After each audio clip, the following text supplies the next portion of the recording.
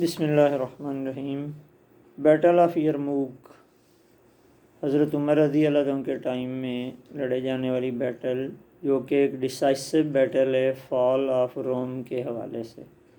حضرت ابوبکر صدیق رضی اللہ تعالیٰ عنہ کے ٹائم میں مسلمان کافی ایریاز رومن کے کیپچر کر چکے تھے،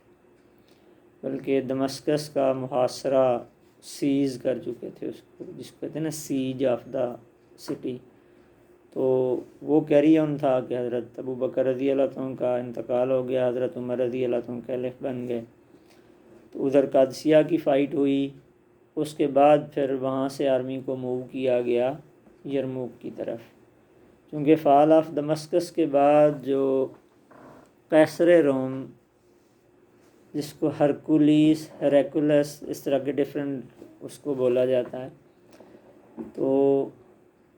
اس کو کافی بڑی ڈیفیٹ کا فیس کرنا پڑا تھا۔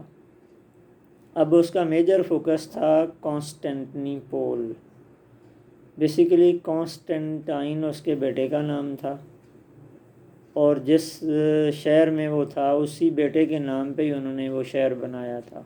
اس کا نام تھا کانسٹینٹنی پول۔ اردو میں اس کو کہتے ہیں، اردو اور عربک میں قسطنطنیہ، جو آج کل استنبول ہے۔ تو کانسٹینٹنی پول پہ اس کا فوکس اس لیے تھا کہ بیٹے کو اس نے کہا کہ وہ وہاں سے میکسیمم آرمی لے کے آئے، کیونکہ باقی موسٹلی ان کے ایریاز جو تھے وہ مسلمان کیپچر کر چکے تھے۔ تو تقریباً 260,000 کی آرمی ان کی ٹوٹل بنی، جس میں جو ان کے پادری یعنی ریلیجیس لیڈرز تھے، اور باقی یعنی پوری کرسچینٹی نے نا جو سپر پاور ڈیمولش ہونے جا رہی تھی، تو ان کی سروائیول کی فائٹ تھی وہ، انہوں نے بہت زیادہ جوش و خروش سے حصہ لیا۔ اب مسلمانوں کی پہلے کمان تھی حضرت خالد بن ولید رضی اللہ عنہ کے پاس، تو ڈیورنگ دا بیٹل جاری تھیں ساری چیزیں، تو حضرت عمر رضی اللہ تعالیٰ نے حضرت ابو عبیدہ رضی اللہ تعالیٰ عنہ کو کمانڈر بنا دیا، ابو عبیدہ بن جراح رضی اللہ تعالیٰ عنہ۔ تو ابھی ہم اس کے بیک گراؤنڈ پہ فوکس اس لیے کر رہے ہیں کہ یہ بہت امپورٹنٹ تھی، ایک تو دمسکس کا فال، اور پھر کرسچینٹی کا پوری پاور کے ساتھ مسلمانوں کو وہاں سے نکالنے، اپنے علاقے واپس لینے،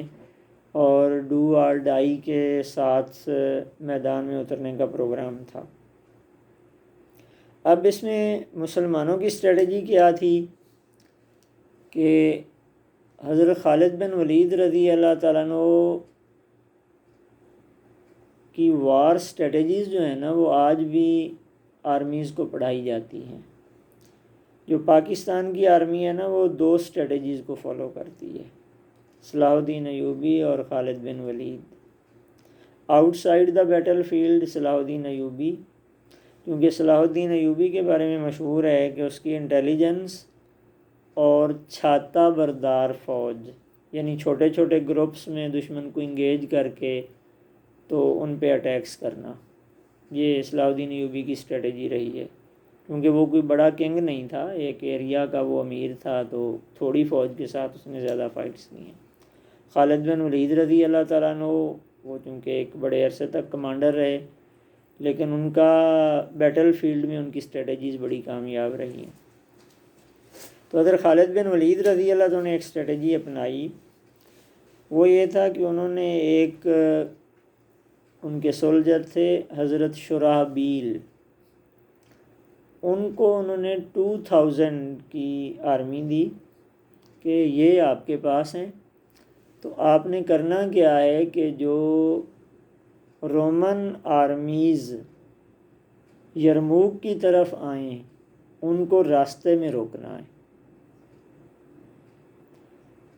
چونکہ اس ایریا میں تو مسلمان زیادہ تھے، دمسکس اور سراؤنڈنگ میں جارڈن کے پاس آ چکا تھا۔ لیکن انہوں نے ایک یہ کام کیا تھا کہ چونکہ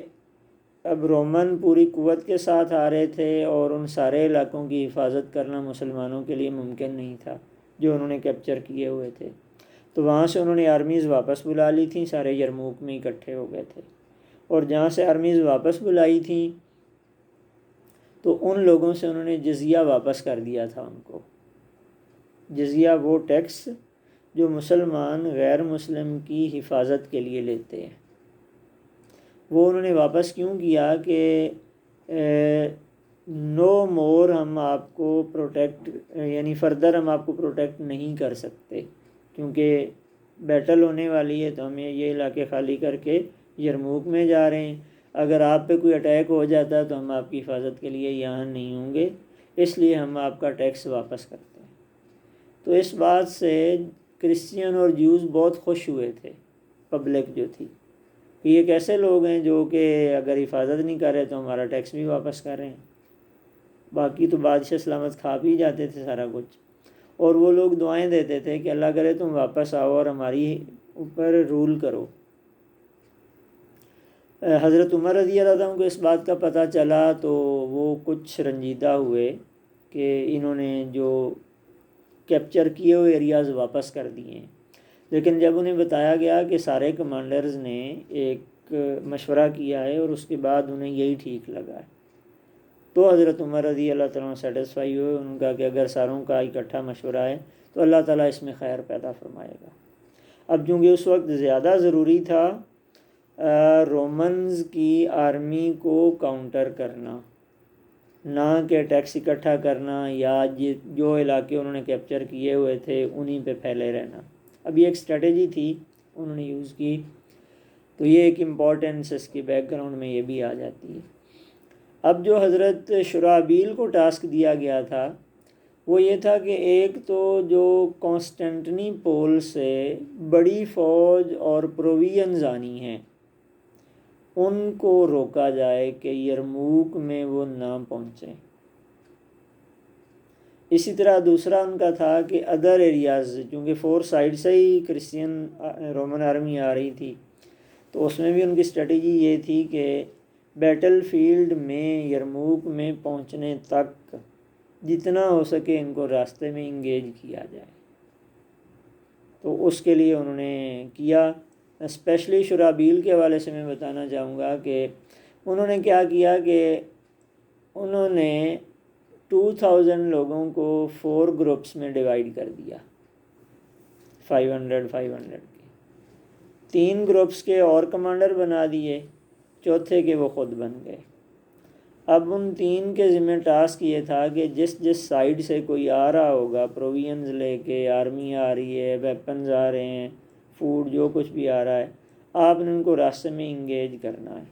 اگر فل فائٹ مشکل تھی، 500 بندہ 50,000 کا کیسے کرتا، چونکہ ٹوٹل آرمی جو یرموک کے لیے تھی ان کی وہ 260,000 تھی، لیکن ان کی اسٹریٹجی یہ تھی کہ جتنا آپ ان کو ڈیمیج کر سکیں وہ کریں، لیکن ان کو اپنے ٹائم گین کرنا ہے کہ آگے پہنچنے میں ان کو جتنی زیادہ دیر ہو جائے اتنا بہتر ہے۔ اب یہ جو لوگ تھے 4 گروپس، انہوں نے جس کو کہتے ہیں نا گھات لگانا، کہ گھات لگا کے انہوں نے جو بھی ان کی پروویژنز آرمیز آتی تھیں تو راستے میں یہ ان کو اٹیکس کرتے تھے،